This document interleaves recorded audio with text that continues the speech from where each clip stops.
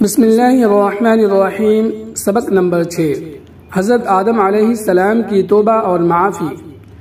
حضرت آدم علیہ السلام اپنے رب کی ناراضگی سے بہت ڈرے اور بہت پریشان ہوئے، کیونکہ آپ علیہ السلام اللہ کے برگزیدہ نبی اور مقرب بندے تھے۔ اپنے فعل پر بہت نادم ہوئے۔ آپ علیہ السلام نے شیطان کی طرح تکبر و گھمنڈ نہیں کیا، بلکہ اپنی غلطی کو تسلیم کر لیا۔ بہت روئے اور اللہ تعالی سے معافی مانگنے لگے۔ اے ہمارے پروردگار، ہم نے اپنی جانوں پر بڑا ظلم کیا ہے۔ اگر تو معاف نہ کرے گا اور رحم نہ فرمائے گا تو ہم بہت نقصان اٹھائیں گے۔ اللہ تعالی نے حضرت آدم علیہ السلام کی توبہ قبول فرما لی اور ان کی خطا معاف کر دی۔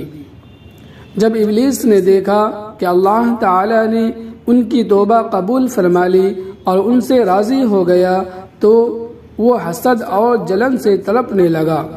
اس نے اس بات کا پختہ عزم کیا کہ میں اولاد آدم کو ضرور بالضرور گمراہ کروں گا، ان کو گناہ پر آمادہ کروں گا اور اللہ کی خوب نافرمانی کروا کر ان کو جہنم میں لے جاؤں گا۔